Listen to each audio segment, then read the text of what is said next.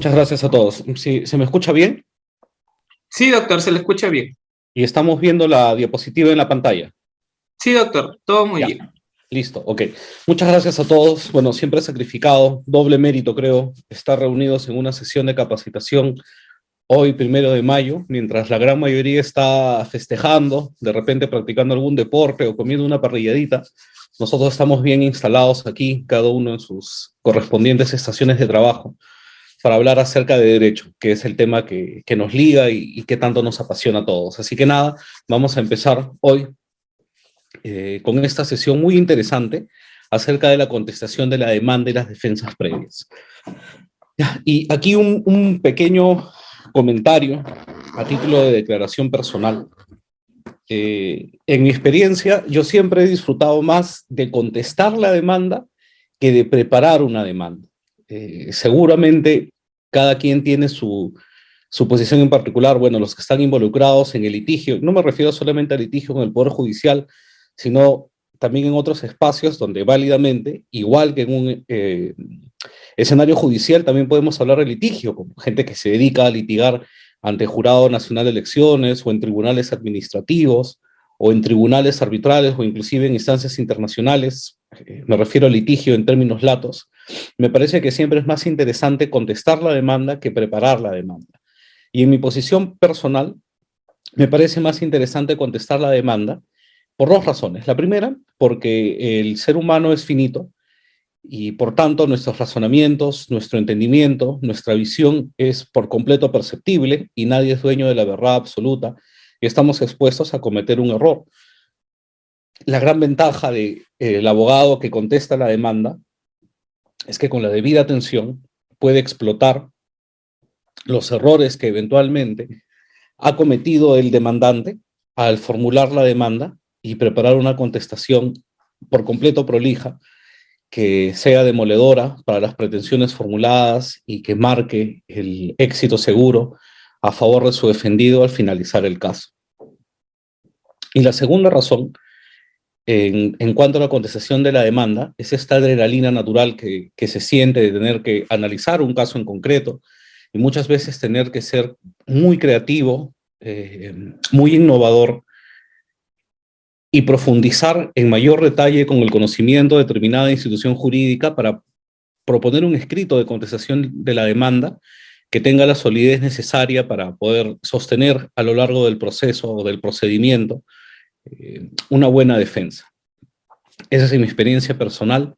Antes de empezar, me gustaría abrir el micrófono para ver si es que de entre los participantes alguien comparte o inclusive, mejor aún, si discrepa con esta posición. Así que vamos a dar unos minutos para este tema introductorio. El micrófono es de ustedes, colegas. Está activo sus audios, estimados y estimadas participantes. Pueden ustedes mismos dar, las acotaciones o que quieran participar. Exactamente. Muy buenas tardes, doctor. ¿Qué tal? ¿Qué tal? Buenas tardes, doctor. Quien habla es el abogado Marco Aguirre Murillos. También estoy en esa posición. Yo ahora estoy ejerciendo lo que es la Procuraduría Distrital de Casa Grande, entonces me toca así realizar las contestaciones de demandas, muchas demandas laborales en realidad. Entonces, ¿no? Creo que esto de contestar las demandas la verdad es bastante prodigio, la verdad, porque es como ustedes analizar la demanda y ver los errores, ¿no? En los cuales se contienen los abogados defensores de los trabajadores, ¿no? Estoy muy de acuerdo con usted en esa situación. Gracias, doctor. Por ahí, si alguien más quiera participar, el micrófono sigue. Económica.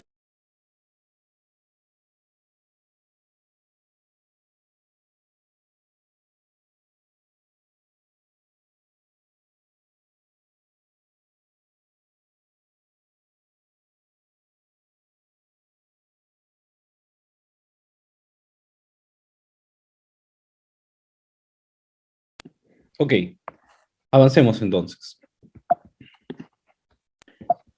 Para hablar de la contestación de la demanda, y bueno, defensas previas también, que en realidad son los dos temas que nos convocan, quiero remitirme a esta sentencia del Tribunal Constitucional en un proceso de habeas corpus. Dice, la Constitución, en su artículo 139, inciso 14, reconoce el derecho a la defensa. En virtud de dicho derecho, se garantiza que los justiciables, en la protección de sus derechos y obligaciones, cualquiera sea su naturaleza, civil, mercantil, penal, laboral, etc., no queden en indefensión. El contenido esencial del derecho de defensa queda afectado cuando en el seno de un proceso judicial cualquiera de las partes resulte impedida, por actos concretos de los órganos judiciales, de ejercer los medios necesarios, suficientes y eficaces para defender sus derechos e intereses legítimos. Yo creo que podríamos tranquilamente extraer este último párrafo para caracterizar los alcances del derecho de defensa. ¿En qué consiste el derecho de defensa? En el sentido que lo plantea el inciso 14 del artículo 139 de la Constitución. El ejercicio del derecho de defensa es cabalmente el poder ejercer los medios necesarios, suficientes y eficaces para la defensa de derechos e intereses legítimos.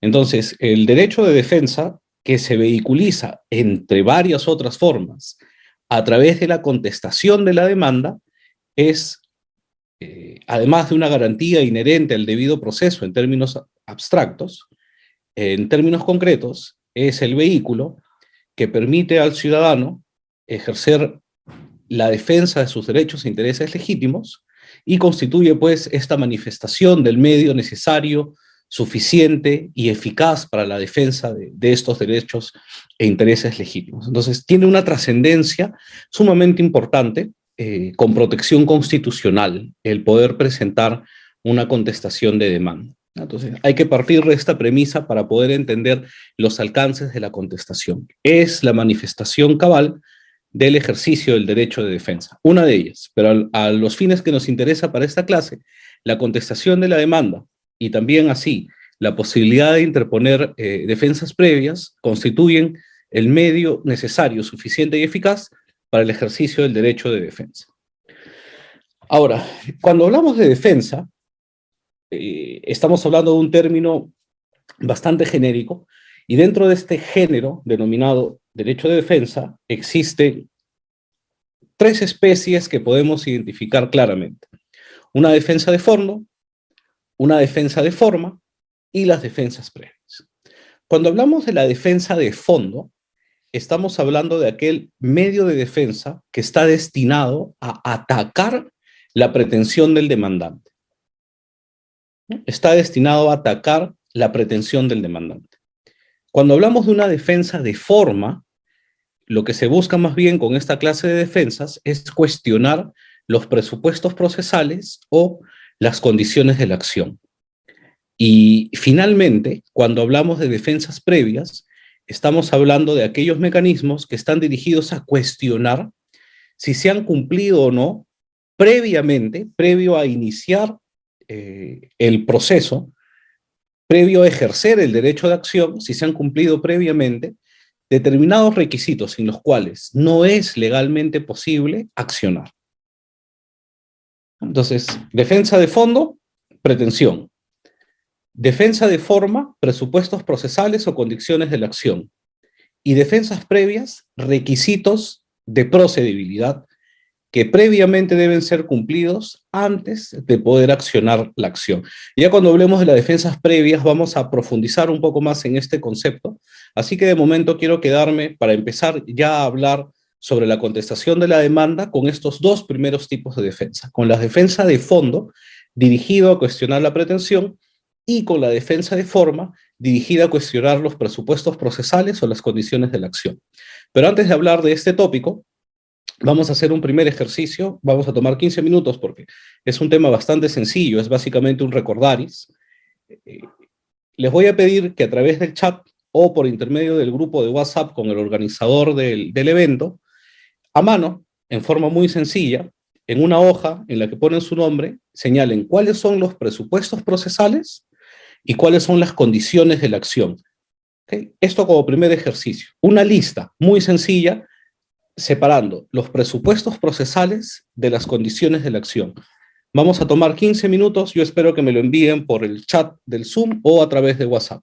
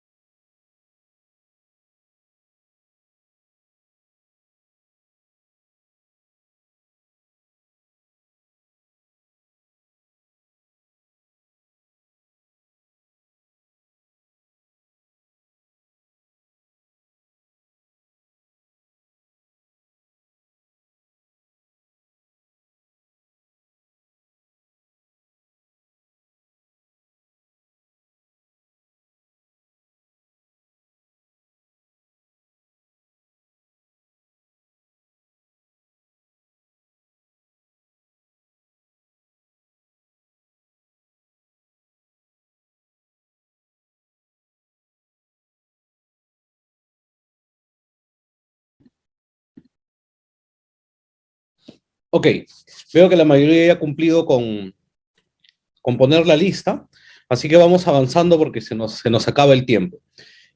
Entonces, ya tenemos claro que por un lado tenemos los presupuestos procesales y de otro lado tenemos las condiciones de la acción.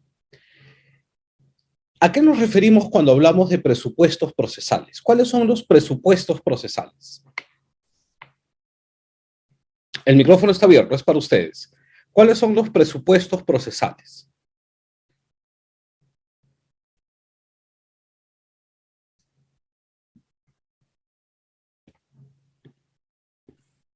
Sería la competencia del juez, la Ya, por capacidad un de las lado tenemos la competencia. Este es el primer presupuesto procesal. Segundo presupuesto procesal. La jurisdicción, No. La capacidad procesal, Capacidad procesal, ¿no? Capacidad procesal. La, Tercero, la oportunidad para presentar el recurso. la oportunidad está más bien relacionado quizá con el interés para obrar y eso sería una condición de la acción. Estamos hablando todavía de los presupuestos procesales. Tenemos competencia, capacidad, falta uno. requisitos de la demanda. Los requisitos de la demanda. Requisitos de la demanda. Hay requisitos para la demanda. Ahí tenemos los presupuestos procesales. Y cuando hablamos de condiciones de la acción, interés para obrar, interés para obrar y legitimidad para obrar. Ok, vamos a legitimación. vamos a empezar analizando estos elementos. ¿Cuál es la diferencia entre interés para obrar y legitimidad para obrar? ¿Qué cosa es la legitimidad para obrar? Es la titularidad de dirigirse o realizar la demanda. Es decir, quien es parte de una relación jurídica tendría que ser parte de la relación procesal, de la relación jurídico-procesal, ¿no? Ya sea a título de titular o a título de representante de. ¿Okay? A esto nos referimos cuando hablamos de legitimidad para obrar. ¿Y a qué nos referimos cuando hablamos de interés para obrar? Sería aquella necesidad que tiene la persona de poder acudir al órgano jurisdiccional. Ok, cuando hablamos de interés para obrar, entonces nos estamos refiriendo a esta necesidad actual, es decir, lo necesito ahora, no antes y tampoco después, lo necesito ahora. Ahora necesito acudir al órgano jurisdiccional en busca de tutela jurisdiccional efectiva. Estas son las condiciones para poder accionar. Entonces, fíjense ustedes, cuando hacemos una defensa de forma, lo que tenemos que cuestionar es los presupuestos procesales o las condiciones de la acción. Ahora, en la clase de hoy no vamos a hablar de las excepciones porque el tema que nos convoca es hablar de contestación de la demanda y defensas previas. Y, por ejemplo, se me ocurre, porque no está previsto como una excepción, que al momento de contestar la demanda, válidamente también se podría cuestionar el interés para obrar. Entonces, ahí siempre va a haber esta línea, digamos, un espacio gris, si se quiere llamar de alguna manera, en aquellos presupuestos procesales o condiciones de la acción que no están específicamente previstos como susceptibles de ser atacado a través de una excepción. A ver, Daisy, que está con la mano arriba, adelante, por favor, Daisy. No, disculpe, ¿es lo mismo los presupuestos procesales que presupuestos materiales? ¿Cómo así? O sea, lo que pasa es que encontré en una lectura que decía los denominados presupuestos materiales y procesales. Y entonces, Pero, ¿a qué alude los presupuestos y decía, materiales? mientras que los presupuestos procesales son el interés para obrar y la legitimidad para obrar. Esas serían condiciones de la acción. Interés y legitimidad son condiciones de la acción. Es un artículo de Pasión por el Derecho. Como le digo, o sea, en nuestra doctrina, En los conceptos aceptados es que los presupuestos procesales son competencia, capacidad procesal y requisitos de la demanda. ¿Ya? Esos son los presupuestos procesales, mientras que condiciones de la acción son legitimidad e interés para obrar. Esto es lo que señala la doctrina aceptada en el Perú. Ya, pues, entonces no es lo mismo, ¿no? Material y procesal. O sea, como dice, los denominados presupuestos materiales y procesales son requisitos esenciales para que un proceso sea válido. O sea, yo Pero por eso, o sea, cuando habla de presupuestos materiales, ¿a qué alude? Bueno, al final termina con que son la competencia del juez, capacidad procesal y requisitos de la demanda, ¿no? Esos son presupuestos procesales. Ya. Lo que pasa es que lo ponen en la misma línea, los denominados presupuestos materiales y procesales. Son los requisitos esenciales para que un proceso sea válido. Y son la competencia del juez, la capacidad y los requisitos de la demanda. Los presupuestos procesales son el interés para obrar y la obligación para obrar. Y por eso quería saber cuál era. Sí, como le digo, Daisy, en nuestra doctrina aceptada tenemos por un lado los presupuestos procesales, que son competencia, capacidad procesal y requisitos de la demanda, y condiciones de la acción, que son interés y legitimidad para obrar. Esto es lo que tenemos en la doctrina aceptada. Gracias, doctor. Ok, gracias a usted por la pregunta. ¿Alguien más que quiera intervenir con alguna pregunta o algún comentario?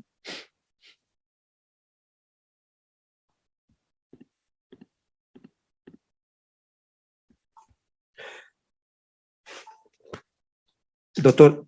Sí. Doctor, ¿cuál es la diferencia entre presupuestos procesales y la condición de la acción? Ya, lo que pasa es que las condiciones de la acción, como hemos venido comentando, son el interés y la legitimidad para obrar, ¿no? Y esto está relacionado, primero, en cuanto al interés para obrar, si quien acude al órgano jurisdiccional tiene la necesidad actual de hacerlo. Y en lo relacionado a la legitimidad para obrar, lo que se evalúa es si es que quien acude o contra quien se dirige la demanda son parte de la relación material que busca llevarse a una relación procesal en ese proceso. ¿Ya? Esto es Esto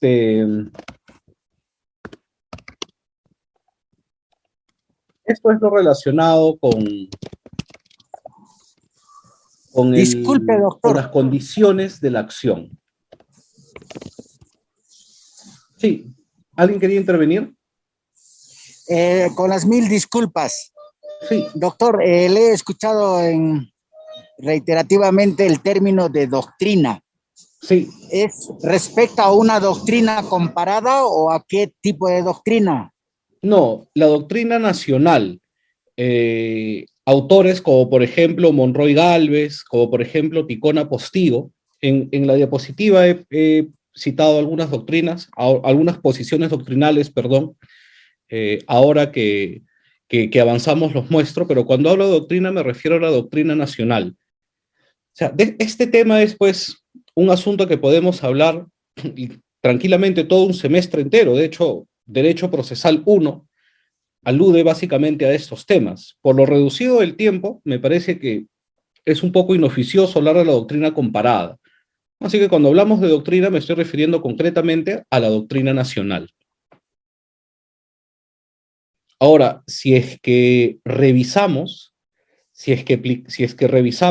el artículo que desarrolla las excepciones que se pueden interponer, vamos a poder correlacionar que las excepciones previstas a números cláusulos, porque el Código Procesal Civil es claro en señalar que solamente pueden interponerse como excepción aquellas contenidas en el listado previsto en el Código Civil. No se puede construir por analogía, no se puede integrar las excepciones, solamente se puede deducir las taxativamente señaladas en el Código Procesal Civil.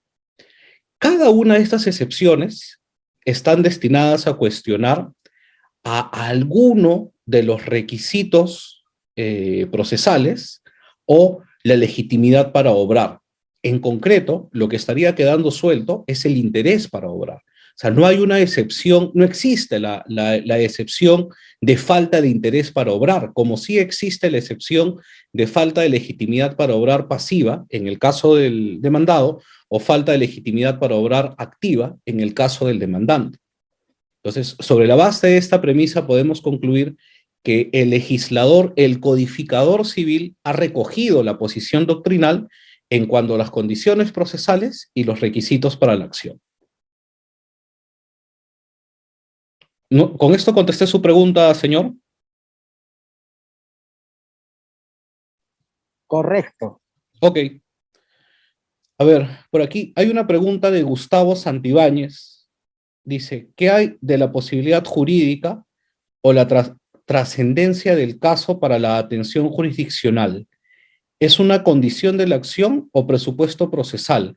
A ver, Gustavo, si por favor podría encender su micrófono y desarrollar la pregunta, me parece bastante interesante. Ojalá le sea posible.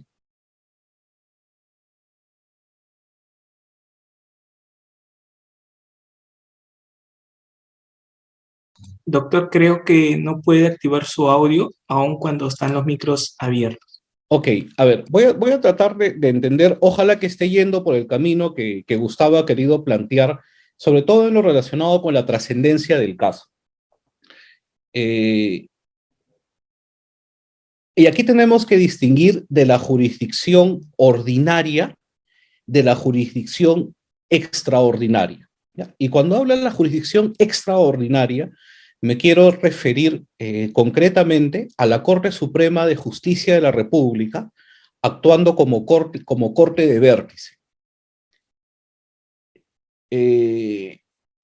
Si bien la Constitución reconoce el derecho a la pluralidad de instancia, ¿ya? Reconoce el derecho a la pluralidad de instancias, esto no quiere decir que la Corte Suprema, a quien se accede a través del recurso de casación, se convierte en una tercera instancia, porque en realidad no lo es. ¿Ya? En realidad no lo es. Cabalmente, el recurso de casación es un recurso de corte extraordinario. Y una de las finalidades que tiene el recurso de casación, y profundizando un poco más aún, los plenos jurisdiccionales casatorios, es uniformizar las posiciones jurídicas contenida cabalmente en la doctrina jurisprudencial que emana de la Corte Suprema. Y por tanto, la posibilidad de que algún caso en concreto acceda a la Corte de Vértice, ya sea a través del recurso de casación o en un peldaño más arriba aún, para el desarrollo de un pleno jurisdiccional casatorio, de un pleno jurisdiccional supremo, sí tiene mucho que ver con la trascendencia del caso, de cara al aporte que este caso puede representar como contribución al derecho y a uniformizar la jurisprudencia.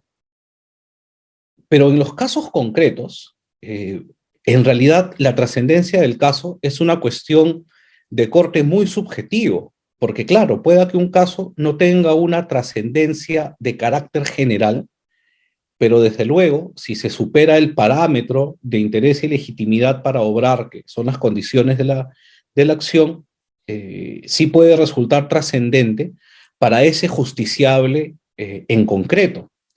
Entonces, es por eso que si bien, por supuesto, la trascendencia del caso es importante, en sede casatoria no lo es, o sea, en términos de esta instancia extraordinaria constituida por la Corte Suprema, no lo es en términos generales o usuales, cuando por un caso cualquiera, un ciudadano recurre al órgano jurisdiccional en busca de tutela.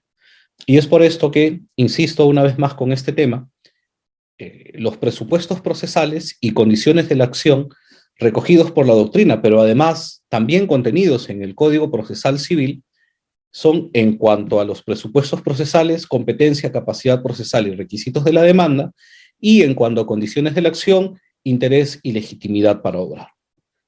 ¿Contesté su pregunta, Gustavo? Gracias a usted. Muy buena pregunta.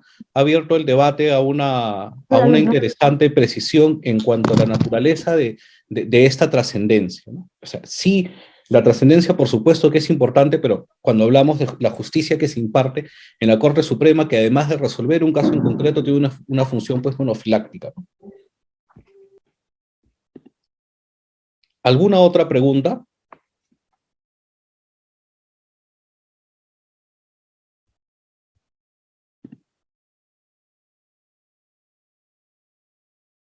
Doctor, buen día. Hola, buen día.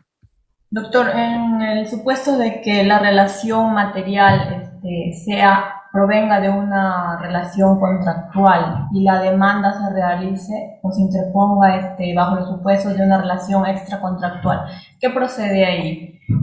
¿Falta de legitimidad para obrar pasiva o que no hay una conexión entre los hechos y el petitorio? Ya.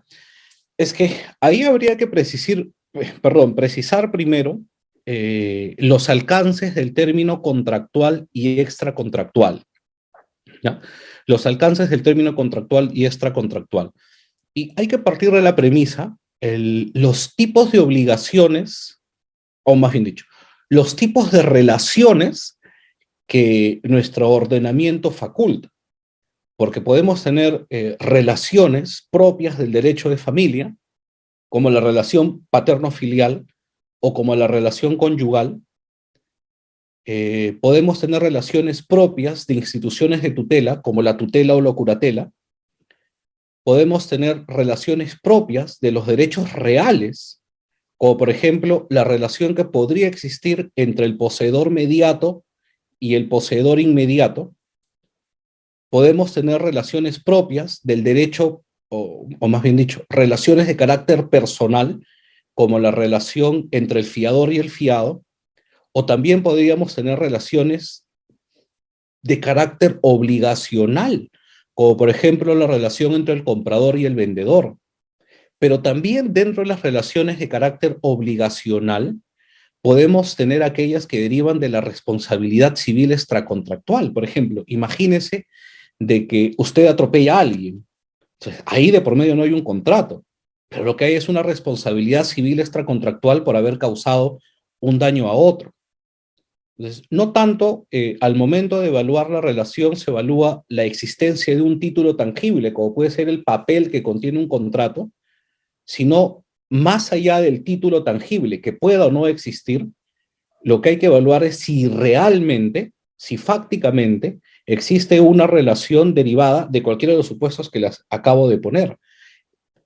A ver, hablando de un tema de derecho de familia, porque claro, esta sesión no es sobre derecho procesal civil o civil patrimonial o extrapatrimonial. Aquí estamos hablando en términos muy generales y por esto me permito la licencia de saltar de un tema a otro. Imagínense en una demanda de alimentos. El Código Civil establece quiénes son los obligados a dar alimentos. Si yo dirijo mi demanda de alimentos contra quien no está obligado a darlos, obviamente puede deducir una excepción de falta de legitimidad para obrar pasiva, porque no tiene la obligación de darme alimentos. Y con esto no existiría una relación jurídico-procesal válida. Y aun cuando mi derecho de pedir alimentos existe, al no dirigirlo contra el sujeto correcto, al no dirigir la relación procesal contra el sujeto correcto de la relación material, el proceso no podría prosperar. Por eso es tan importante, y es la razón de por qué es un presupuesto procesal, la capacidad procesal, y es una condición de la acción, la legitimidad procesal. Entonces, tiene que haber coincidencia entre los sujetos de la relación material que puede surgir de la ley, del contrato, o incluso de una responsabilidad extracontractual, con los sujetos en esta relación procesal. Tiene que haber identidad. Doctor, una consulta. Sí. Por ejemplo, hablando de los procesos de alimentos, la representante de la menor de edad, la mamá, obvio, ¿no? La chica estaba por cumplir 18 años. Se interpone la demanda antes de que ella cumpla 18 años. le llega al señor la demanda 2 días antes de que la menor de edad cumpliera 18 años. Él plantea excepción de legitimidad para obrar, no toda vez que plantea, después de los 2 días que le llega, bueno, la menor ya cumplió su mayoría de edad. En ese caso, primero, se encuentra, la mamá se encuentra con la legitimidad en el momento en que interpuso la demanda. Ahora, para iniciar la audiencia, tiene que excluirse a la mamá para que haya una relación jurídica procesal válida. Mire, yo le pido las disculpas del caso porque no soy especialista en temas de familia y veo que su pregunta está más relacionada con una cuestión de material que procesal. Le ruego su indulgencia con este tema, porque no soy especialista en temas de familia. Claro. Yo le digo porque a mí me ha pasado, pero a ver. Un poco para decirlo, bueno, yo absolví en la forma de que, si bien es cierto, la menor en ese entonces había cumplido la mayoría de edad,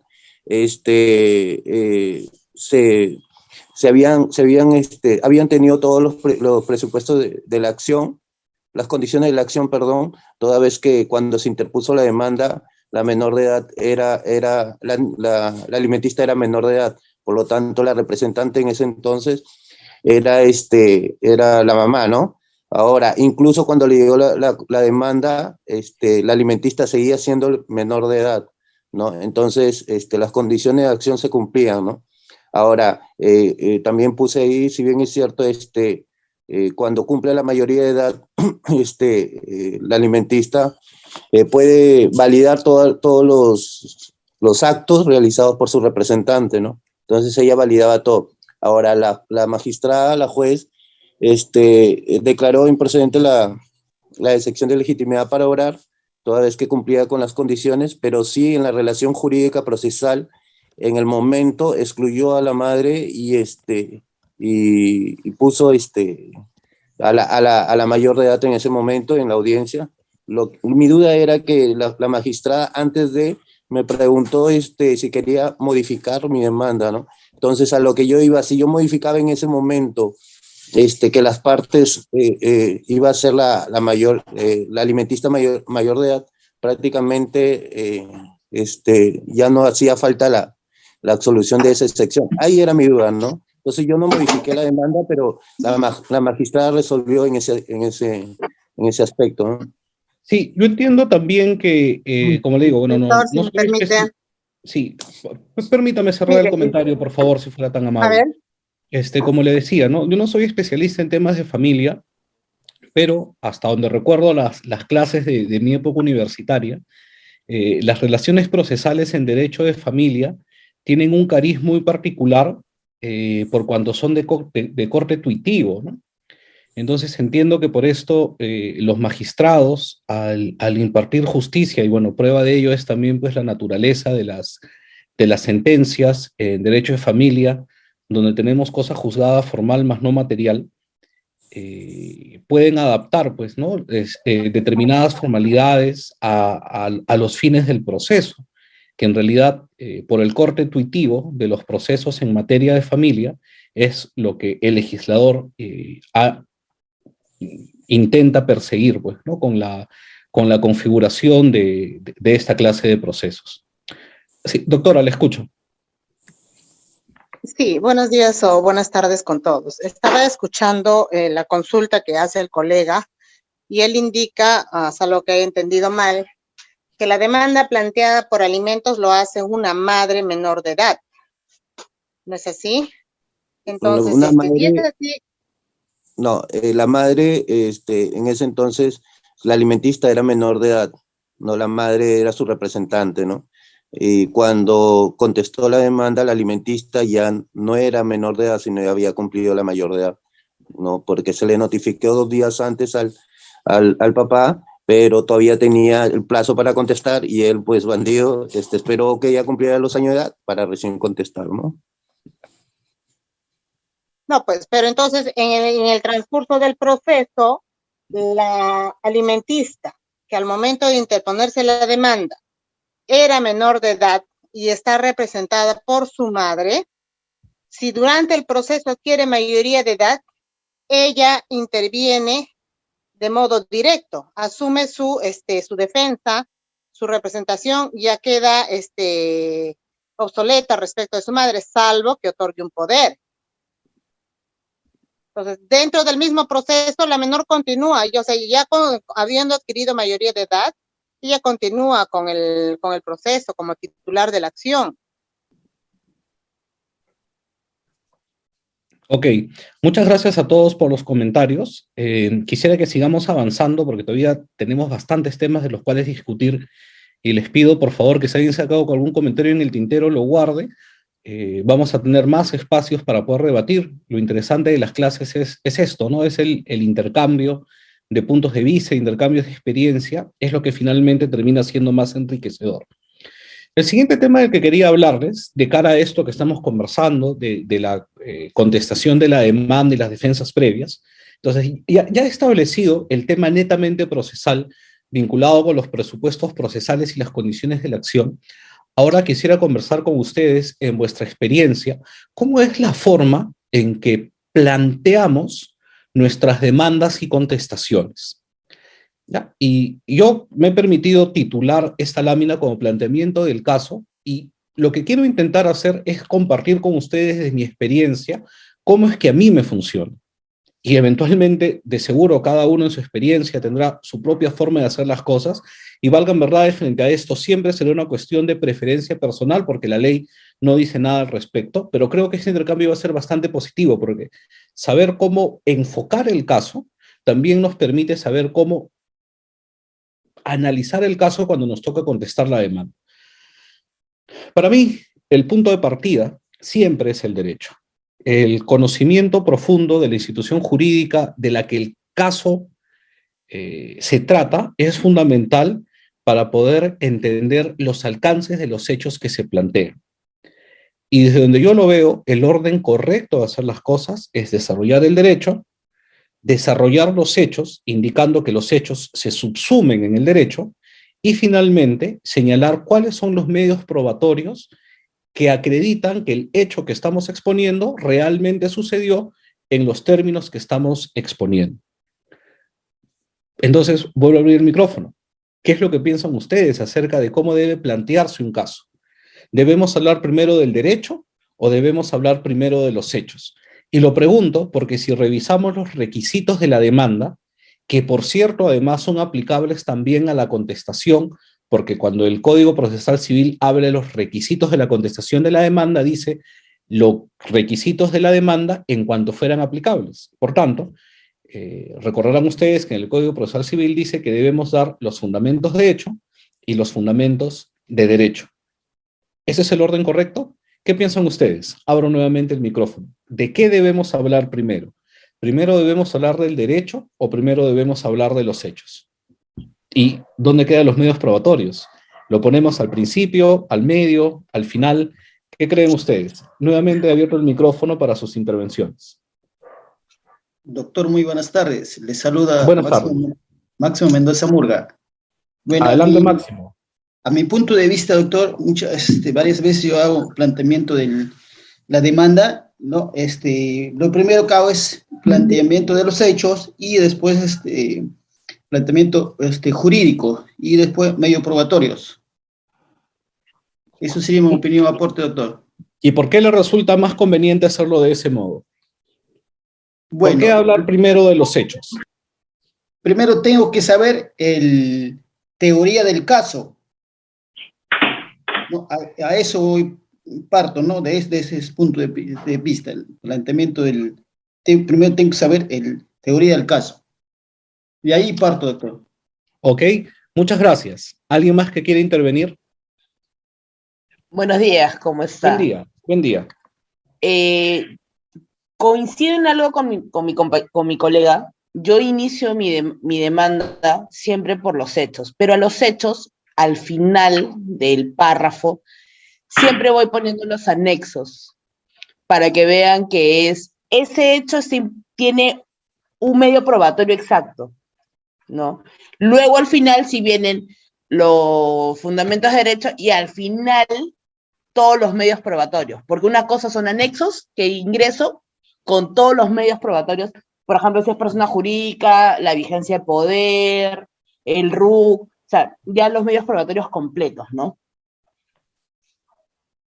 Ok, listo. Muchas gracias, doctora. ¿Alguien que tenga otra posición que quiera participar?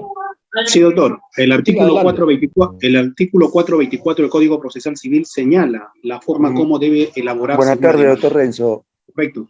¿Me escucha? Sí, le escucho, pero hay otra persona participando. Permitemos que termine, por favor.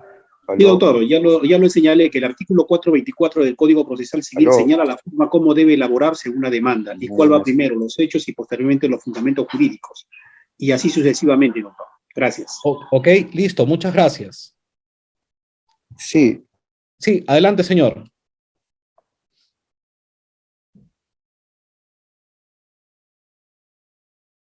Señor, ¿quería usted intervenir? Su momento ha llegado. Adelante. Está fallando su internet, doctor, del participante.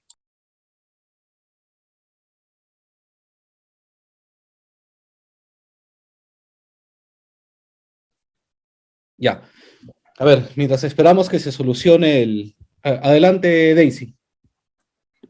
Creo que antes me había saludado, disculpen todos, buenos días con todos. Sí, doctor, yo también me he guiado del 424, ¿no? En este caso el numeral 6 y el numeral 7, para ser más exactos, ¿no? Del Código Procesal Civil. Gracias. Ok, listo. Bueno, como les decía, ¿no? En realidad, siempre va a ser una cuestión muy subjetiva, cómo hacerlo, en qué orden hacerlo. Desde donde yo lo veo y mi experiencia, lo importante es que yo tengo mi propia forma de hacer las cosas. Yo siempre empiezo desarrollando primero el derecho y luego los hechos. Y en estos años de litigante nunca he tenido el rechazo de una demanda por hacerlo en ese orden. Pero como les digo, bueno, es básicamente una cuestión de preferencia. Lo que sí me parece importante de cara con este tema, y ya dejando un poco los temas de defensa de forma, entrando a los temas de defensa de fondo, la importancia de poder conocer bien el derecho para poder saber plantear bien los hechos y también saber cuáles son los medios probatorios que resultan relevantes para la probanza del caso. Ya, tema aparte es la teoría probatoria, las dinámicas de la carga de la prueba y todo lo relacionado con la actividad probatoria dentro de un proceso, ¿no? La pertinencia del medio probatorio, su finalidad, etcétera.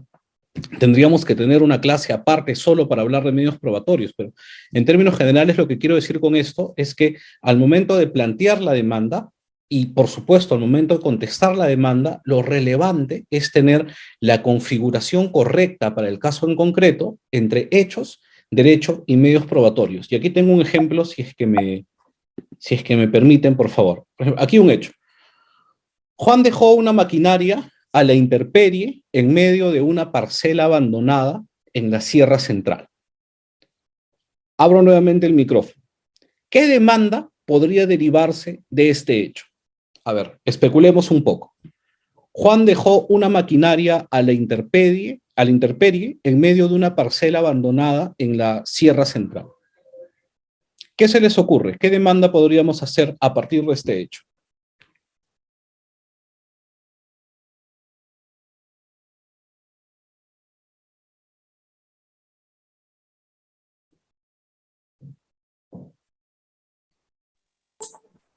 Daños y perjuicios podría ser, doctor.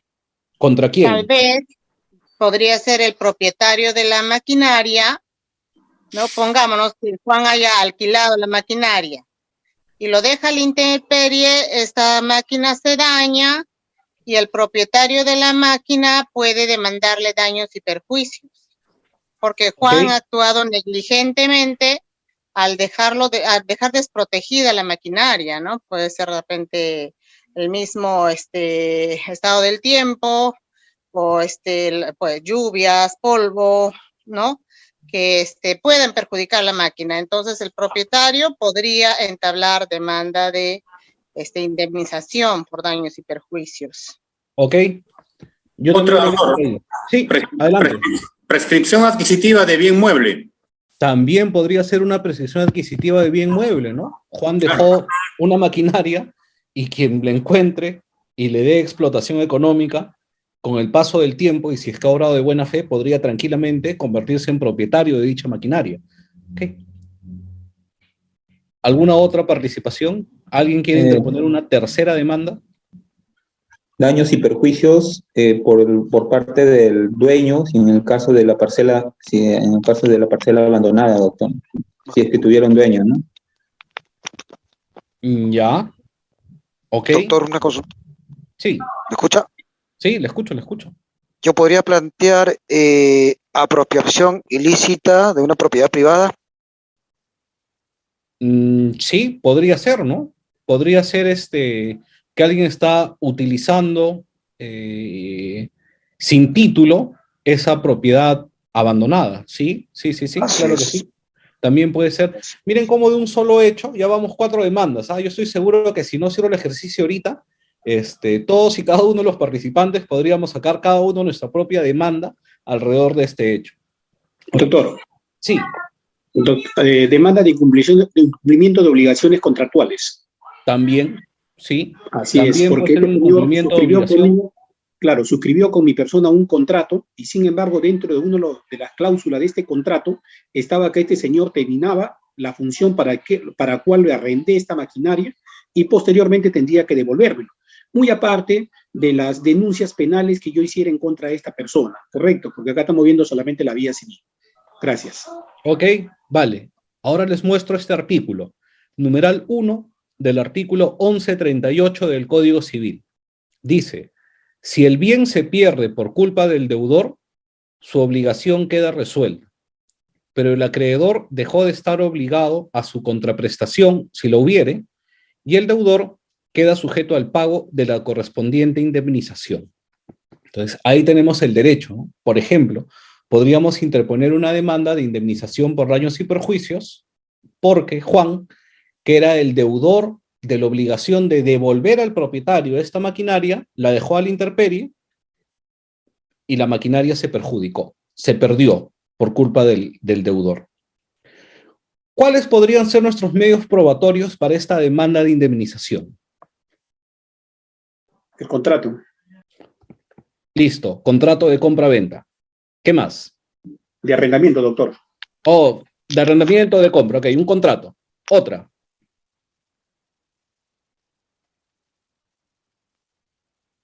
Con el solo contrato probamos que Juan dejó una maquinaria a la intemperie en medio de una parcela abandonada en la Sierra Central y que a causa de esto el bien se perdió. La tarjeta de propiedad de la maquinaria. La tarjeta de propiedad de la maquinaria. Ya. ¿Fotografías del daño, doctor? Un peritaje técnico financiero que evidencia el daño. Y yo pienso un acta de constatación para revelar que efectivamente la maquinaria está en una parcela abandonada en la Sierra Central. Porque si no, podría estar en cualquier otro lugar del Perú, ¿no? O del mundo, o del espacio. Una Claro. constatación, ¿no? Constatación notarial. Una constatación, correcto. Entonces, ahí tenemos esta dinámica, esta simbiosis que debe existir siempre entre hechos, derechos y medio probatorio. Quedémonos acá todavía. Si yo tuviera que contestar la demanda,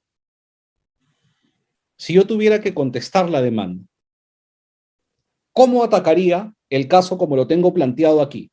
Pongámonos creativos, tenemos que contestar la demanda. ¿Cuáles podrían ser nuestras defensas de fondo? Tenemos los hechos, el derecho y los medios probatorios. Doctor, los hechos podría ser que por causas naturales esa maquinaria no pude devolverlo por X motivos, que un huaico, ¿no? Un desmoronamiento de tierras, y por ello se produjo la pérdida de dicha maquinaria. Entonces ahí diríamos que hay un incumplimiento por caso fortuito, fuerza mayor, que libera de la obligación de indemnizar. Así es, doctor. Muy bien. ¿Qué más podríamos atacar en el fondo de este caso, tal cual como está planteado. Yo sé que no hay muchos datos, pero lo hice deliberadamente para que podamos ser creativos. ¿Qué otro aspecto podríamos atacar? Doctor, tengo una duda. Sí. ¿Cuál está abandonada, la maquinaria o la parcela?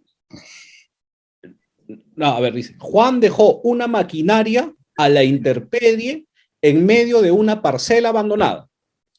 Y aquí estamos hablando del bien. Si el bien se pierde por culpa del deudor.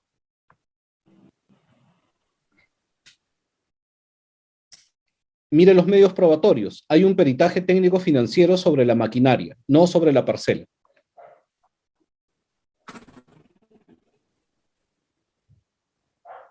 ¿De qué otro modo podríamos contestar esta demanda? Doctor, ¿qué valor tendría en este caso la parcela para hacer una valoración en este caso, ¿no?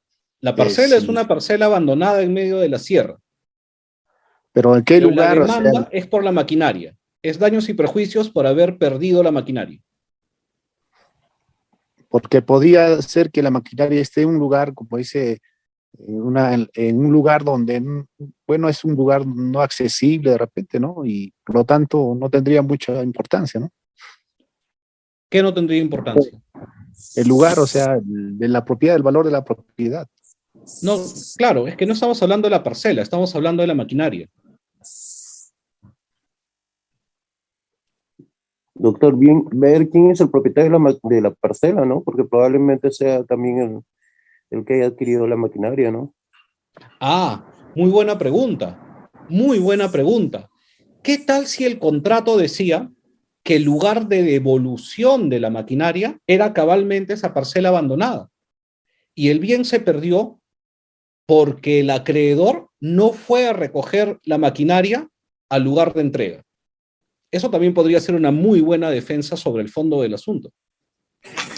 Ahí sería infundada la demanda, doctor. Claro, ahí hay parte del acreedor. ahí hay culpa concurrente del acreedor. Y la culpa concurrente del acreedor libera al deudor de la obligación de indemnizar. ¿Sí? Una muy buena defensa sobre el fondo. Diana Valdivieso, adelante. Doctor, buenos días. Una consulta. Todos hablan de la parte material que se puede perder, de repente se puede malograr, pueden recuperar, pero no se han puesto a pensar en una parte, bueno, yo pienso que de repente esa máquina, al estar expuesta, abandonada, podría venir una persona y podría afectar lo que es en la parte física. ¿Cómo así? Digamos que una máquina que tenga la parte de cuchillo o moverla, se puede pasar un niño, ¿no? O un anciano, y sin querer va, lo agarra y ya al manipularlo, se puede cortar o puede afectarle la vida. Acá, como un daño personal, dice usted. Ajá, también podría ser esa parte. Sí, también hay una demanda que tranquilamente podría alegarse por daño personal. Claro, a eso Esa voy yo. maquinaria abandonada me ha causado un daño. Ya podría ser una demanda en base a esa parte. Mire, por eso, qué importante, para poder plantear una buena defensa sobre el fondo, qué importante es, así como conocer a detalle los hechos, también conocer a detalle, en total profundidad y extensión, el derecho. ¿No? Conocer en total profundidad y extensión el derecho. Fundamental para poder hacer una sólida defensa sobre el fondo. Y claro, entonces cuando contestamos la demanda, tenemos la oportunidad de tener ya el panorama armado. Cuando preparamos la demanda, tenemos la titánica labor de recién construir el caso. Bajo esta premisa, yo creo que abona a lo que comentaba al principio de la sesión, que siempre es bastante más práctico, mucho más conveniente, tener que contestar la demanda que tener que interponer la demanda. Porque la contestación de la demanda ya tenemos el caso planteado, con sus aciertos o errores. Y es cabalmente el poder prestar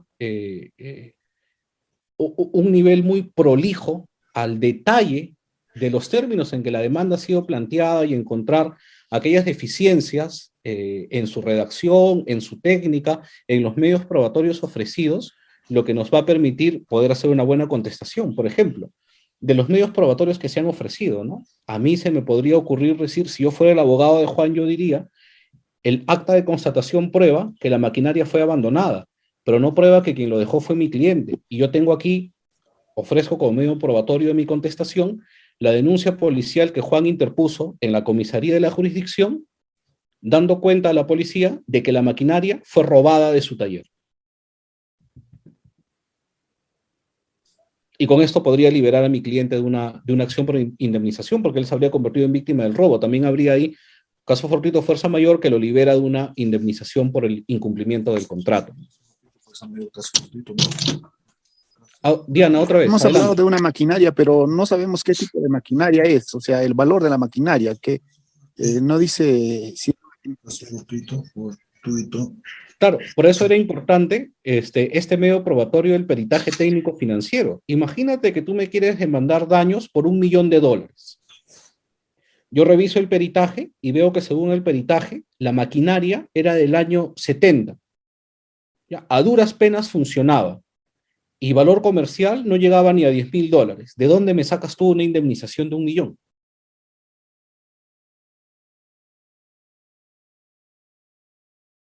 Entonces, qué relevante es poder conocer bien los hechos, el derecho y los medios probatorios al momento de contestar la demanda, ¿no? Y sobre la base de estas tres aristas, poder también hacer un análisis de la demanda para caracterizarla bien, para entenderla bien y poder plantear una buena contestación.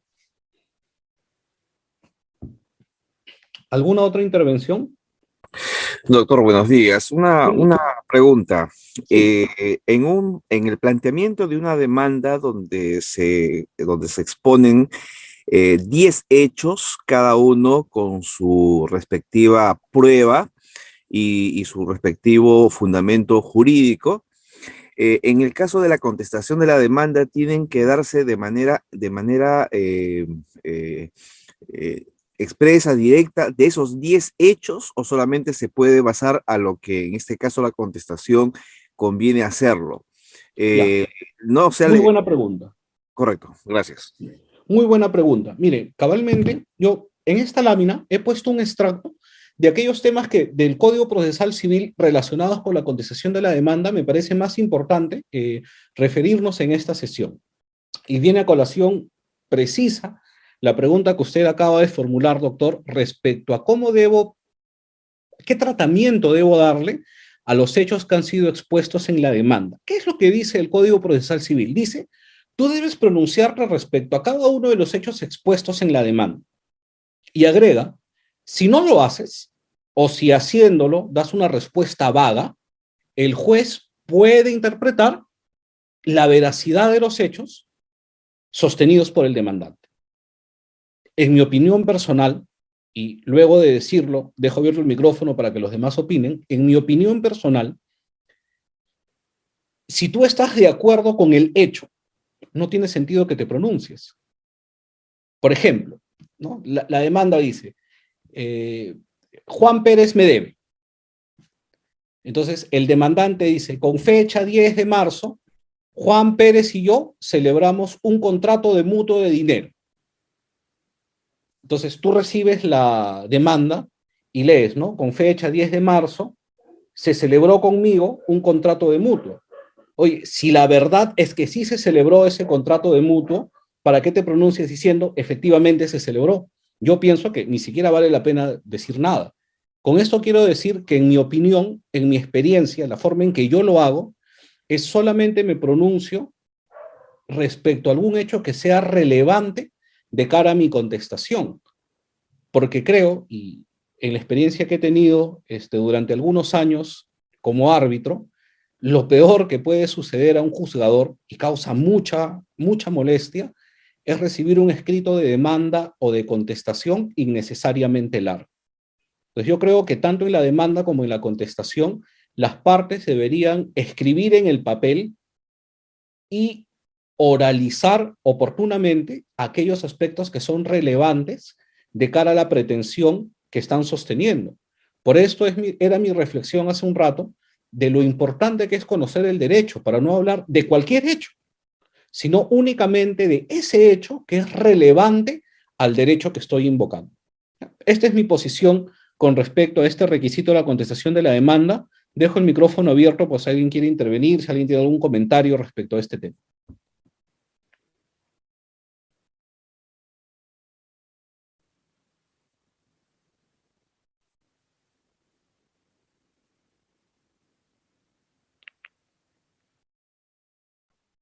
Doctor, entonces, si en la contestación de la demanda tenemos 10 puntos de hechos sucedidos, no necesariamente mejor dicho, la respuesta de los hechos que se darían serían en función a la numeración que correspondería, ¿no? O que merece realmente una respuesta. El hecho de no contestarlo ya se asume, o en este caso el juez asumiría que la persona o la contraparte acepta la posición y la pretensión en el hecho numerado. ¿Es así, doctor? Claro, es que, ojo, una cosa es la pretensión y otra cosa son los hechos, ¿no? O sea, yo puedo negar la pretensión, pero aceptar el hecho. O sea, yo puedo tranquilamente aceptar el hecho, aun cuando vaya a negar la pretensión. Por eso yo pienso que es importante, y voy a insistir una vez más con este tema, el conocimiento profundo de la institución jurídica que estamos discutiendo en el caso. Es fundamental para poder enfocar correctamente los hechos y no ser sobreabundante y no ser repetitivo, porque si el hecho no hay por qué negarlo, porque efectivamente ese hecho también va a contribuir a mi caso, entonces ¿para qué digo, sí, efectivamente sí sucedió? No sé, yo pienso que hay que ser siempre muy asertivo en la forma en que se redactan los escritos. Hay que ser lo más conciso posible en cuanto a los hechos y donde hay que abundar la porción necesaria para que el juzgador entienda cabalmente lo que se quiere decir, es en la explicación de cómo ese hecho que está respaldado por este medio probatorio encaja perfectamente en el derecho que estoy invocando como sustento de mi pretensión, de mi causa de pedir o de mi causa de contestar, si es que estuviera contestando la demanda. Reader, ¿usted quiere preguntar? Está levantando la mano. Sí, doctor. Justo, qué tan importante también la práctica, doctor, porque en mi caso, así algo breve, bueno, en un juzgado laboral fui contra mi empleadora y yo fundamenté correctamente los hechos y mi ex empleadora antes afirmaba los hechos que yo tenía y no los estaba, y al contrario, era casi copia y pega y reafirmando. Y en el momento, como sale a favor de mi parte, en apelación contradice. Y bueno, en apelación ciertamente creo que ya no se habla sobre los hechos, sino si no se ha validado la prueba o quizás sobre en verse de los petitorios que no se ha pronunciado el juez. Y por ello, doctor, justo era mi intervención, porque es tan fundamental la práctica con el derecho y con la dogmática jurídica. Sí, o sea, imagínense, ¿no? Bueno, en realidad mi experiencia más significativa como abogado es en procesos arbitrales, y en un proceso arbitral tú tienes tu tribunal para tu caso. Pero entiendo que en los procesos judiciales tienes a tu juez mirando tu caso y a 1000 de otros casos. O sea, 1000, literal, 1000 de otros casos. O sea, termina tu audiencia, tú sales y entran otras partes procesales, y entonces no es humanamente posible que el juez tenga en la cabeza los hechos y el derecho que corresponden a todos los casos. A mí me parece, y insisto con esto, es una opinión personal, a mí me parece que mientras más asertivos seamos en nuestra contestación o en la formulación de nuestras demandas, hay más posibilidades de impactar más contundentemente en la psiqui del juzgador, ¿no? Y que nuestro caso se quede más impregnado.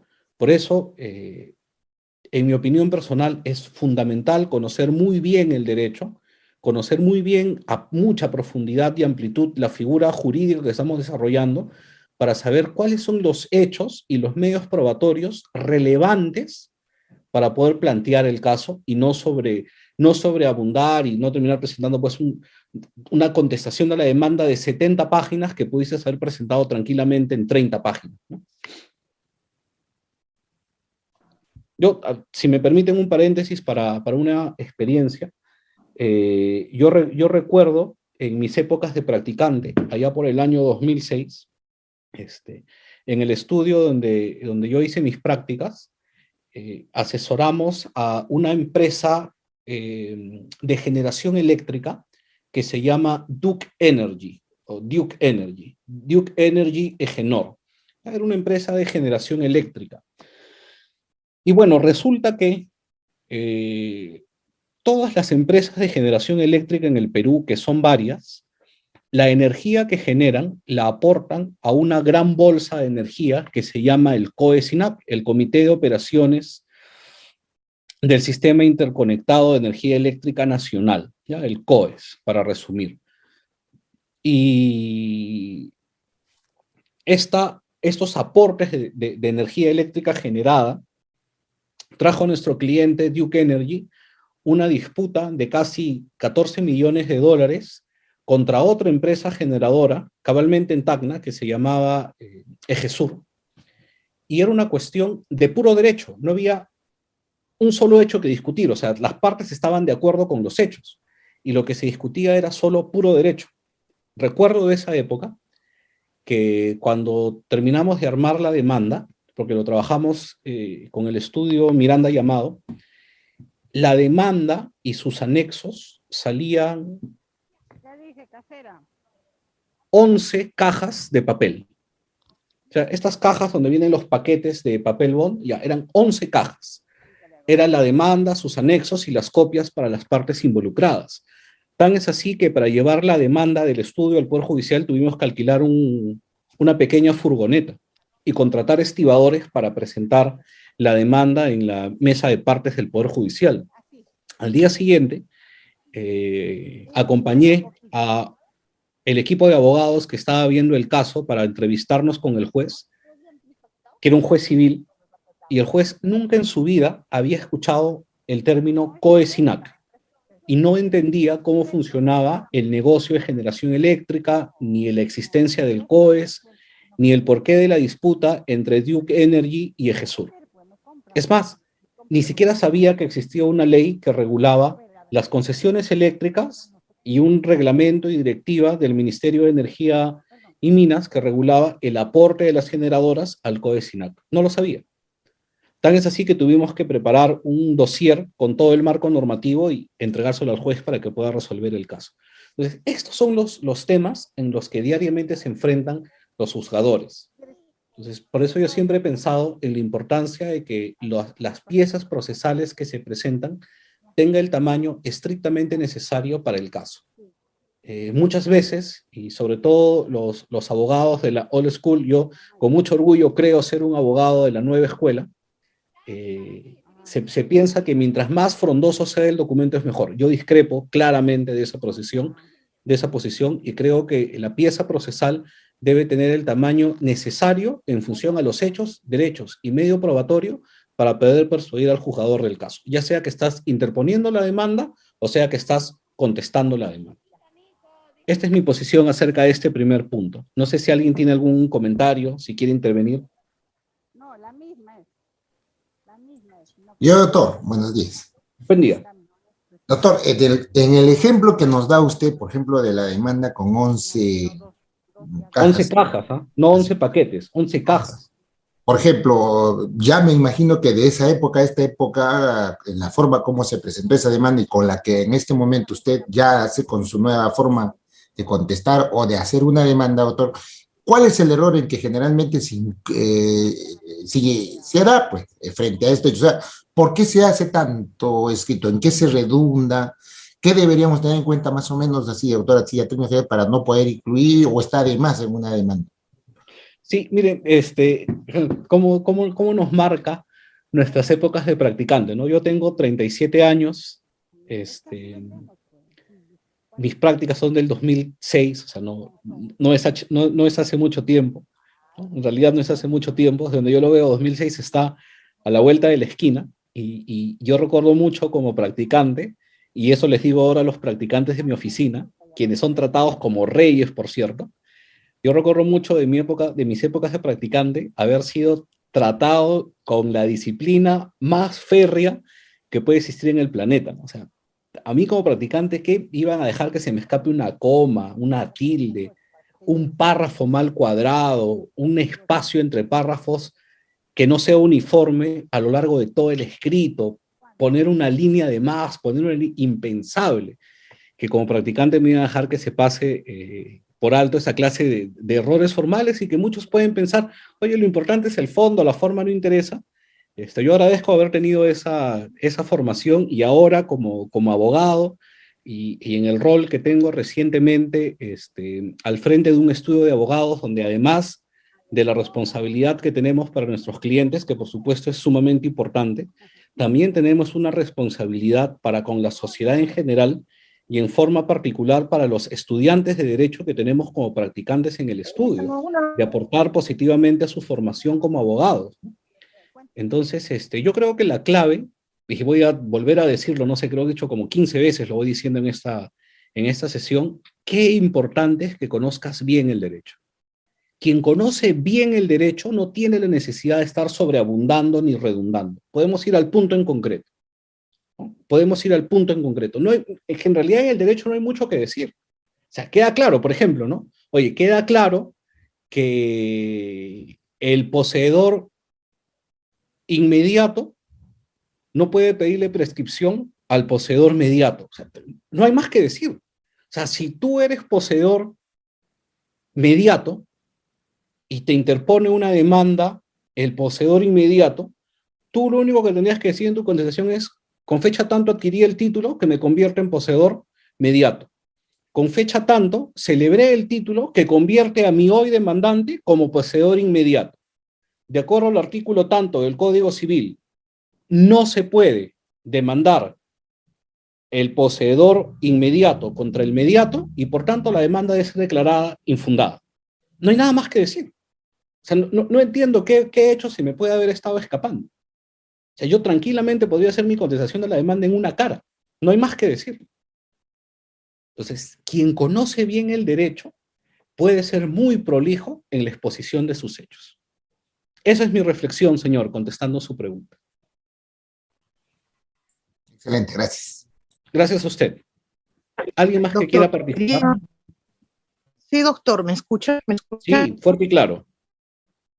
Sí, doctor, quería agregar algo más. Cuando usted dice conocer bien el derecho, eso quiere decir estar seguro de lo que uno está haciendo, correcto, sin temor a equivocarse. Esto es así y eso es así, pues no hay más. Ahora, en cuanto a la forma y el fondo, es tan importante el fondo como la forma. ¿Por qué? Eso es imagen, 1. 2, el no hacer un documento correctamente redactado con todas las reglas gramaticales, con los espacios, el no hacer, eso es mala imagen. 1, y es descuido del profesional. Tiene que ir 0 errores. Estoy de acuerdo con usted, doctor. Nada más. Gracias. Y mire usted cómo, de verdad, colega, lo que usted ha dicho es, pero por completo cierto. Porque ¿sabe qué? Nosotros vivimos en un espacio geográfico, y no me refiero a tu ciudad ni a tu país, me refiero al mundo entero, muy pequeño. Tú te volteas y te vas a volver a topar con esa misma persona. Y de verdad no hay nada más vergonzoso, ¿no?, que escuchar los juicios de valor que en los pasillos judiciales se hace acerca de los abogados. O sea, en los pasillos judiciales los jueces, los secretarios, los auxiliares administrativos, hasta el vigilante, cuando ven al abogado cruzar la puerta, bueno, no sé si en Lima, pero por lo menos en espacios donde la conocibilidad es más frecuente, sabe perfectamente que ese abogado es dejado, que no sabe redactar, que no presenta completas sus demandas, que sus demandas, sus contestaciones tienen 3, 4 subsanaciones. Y obviamente eso tiene una repercusión pues con la percepción que el juzgador tiene acerca de ti y la seriedad que se le atribuye a tus planteamientos durante un proceso.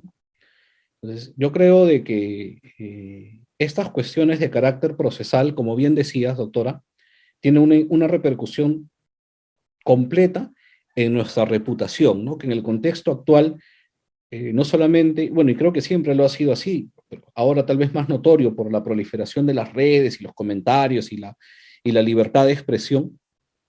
Yo creo que no solamente hay que ser la esposa del César, sino también parecer la esposa del César, ¿no?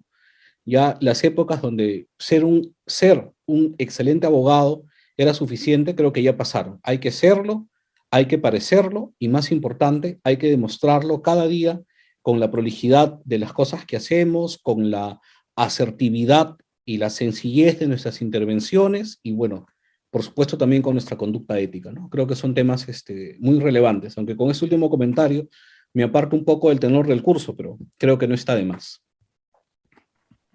Doctor, una simple cosita. No hay Sí. nada más vergonzoso para un profesional, doctor, que presentar un escrito con errores ortográficos. Lo he visto, y no solamente en derecho, sino en muchas otras carreras. Es bien vergonzoso. Se me caen de cabeza, doctor.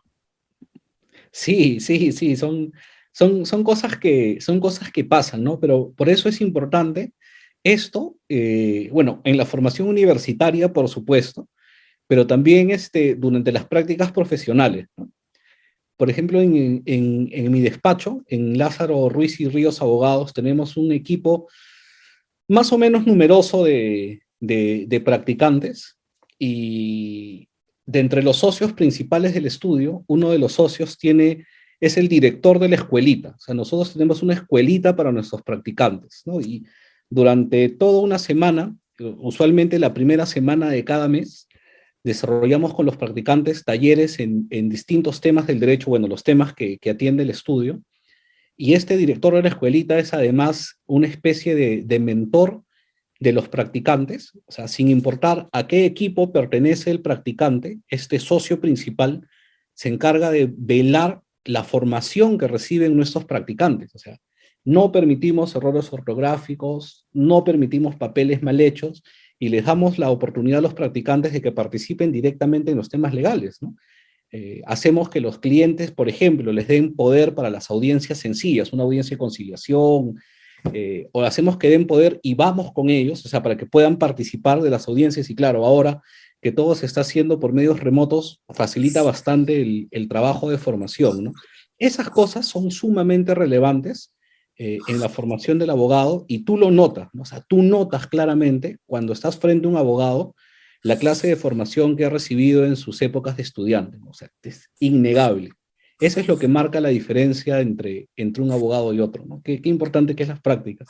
De haberlo sabido, creo que yo me hubiera esforzado por ser un mejor practicante. ¿Dónde está ubicado, doctor? Disculpe, ese estudio de abogados. ¿Lázaro qué? ¿Lázaro Ruiz, creo que ha dicho? Lázaro Ruiz y Ríos. ¿Dónde es eso, doctor? En Tacna estamos, doctora. Ah, ya, yo estoy aquí, no los hubiera visitado. Uy, doctora, pero el mundo es chico. Cuando venga por Tacna, por favor, des una vuelta por el despacho con el mayor de los gustos para recibir la invitación abierta para todos. Tenemos unas instalaciones muy bonitas, tenemos una cultura profesional muy exigente, pero también un trato en familia, ¿no? Y creemos que, o sea, todos esos temas que he compartido con ustedes a lo largo del desarrollo de la clase, ese celo tan profundo que siento por el conocimiento del derecho, es lo que tratamos de poner en el ADN de todos los abogados del equipo, y lo que en el corto tiempo que tiene el estudio de haberse creado, nos ha permitido crecer, nos ha permitido ganar una reputación y buen nombre en los tribunales. No digo que seamos perfectos y que siempre ganemos todos nuestros casos, porque nadie es el dueño de la verdad y nadie lo gana todo, pero creo que sí hacemos un trabajo muy consciente desde el punto de vista ético y profesional, y las cosas que hemos compartido en este curso tienen mi garantía de que es el día a día de la práctica en mi despacho. Doctor, ¿su dirección podría repetirlo para visitarlo, doctor? Estamos en calle Blondel, 328, primer piso, cercado de Tacna. Blondel. Blondel, en Tacna. ¿238? 328. 328. Ya, pues muy amable, gracias. Muchas gracias, doctor, por su ponencia. Felicitaciones. No, gracias a ustedes. Por intermedio del organizador, les voy a enviar la diapositiva. Siempre estos temas procesales son temas muy amplios, que pueden ser enfocados desde distintos puntos de vista, y obviamente los temas constitucionales y económicos siempre van a ser un prisma interesante para referirnos a las instituciones propias del derecho procesal puro y duro. Y nada, les agradezco infinitamente por haber compartido conmigo este día de feriado para conversar. Estoy 100% seguro que yo he aprendido más de ustedes, de lo que ustedes han aprendido de mí, y les agradezco mucho por esto y espero pronto tener la oportunidad de volver a estar con ustedes nuevamente. Riedel, muchas gracias, le devuelvo la palabra. Excelente, doctor. Muchísimas gracias. Ha sido una brillante exposición, como todas, que el doctor Renzo nos acompaña en cada sesión.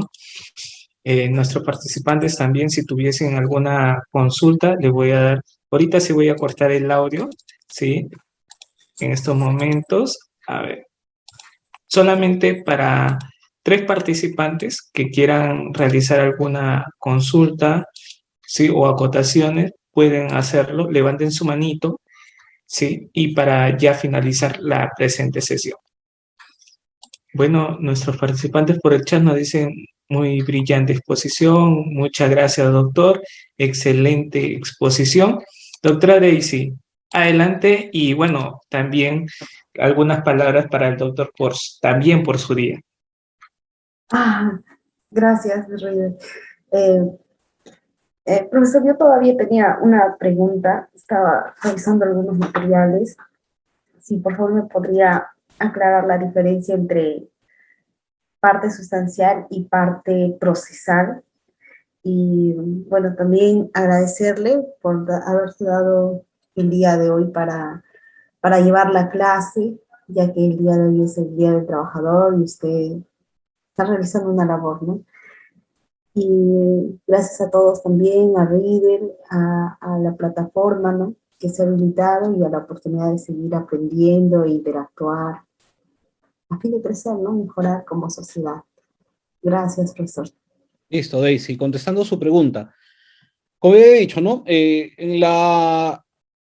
Tanto en la capacidad procesal como presupuesto procesal, como en la legitimidad para obrar como condición de la acción, lo que se evalúa es la identidad entre las partes de la relación material con las partes o sustantiva con las partes de la relación procesal o relación adjetiva. Por ejemplo, y esto obviamente en función al origen de esa relación material o sustantiva, una pretensión de corte familiar, como alimentos o tenencia, ¿no? Tiene que haber, pues, la relación material de carácter paterno-filial para poder iniciar una pretensión procesal vinculado a esta relación. O sea, no cabría, pues, de que yo pida la tenencia o la patria potestad de alguien que no es mi hijo. O sea, porque no habría una identidad en esa relación procesal con la relación material, porque no existiría una relación material paterno-filial que me habilite a iniciar una relación procesal por una pretensión de patria potestad, por ejemplo. Eso es lo que quiere decir relación sustantiva y relación procesal. Excelente, doctor. Tenemos doctor Fidel. Adelante. Doctor, muy buenas tardes. Sí lo logramos escuchar. Adelante, doctor. Una consulta. El demandante inicia un proceso de desalojo por ocupante precario adjuntando la audiencia de conciliación de solamente uno de los poseedores. En total son 3 poseedores y frente a los otros 2 no realizó ninguna audiencia de conciliación. ¿Estos últimos podrían deducir una defensa previa?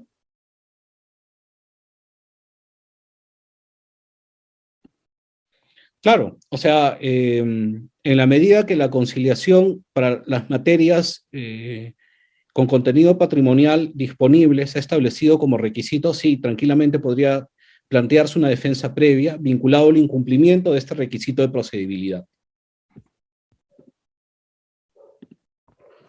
Excelente, doctor.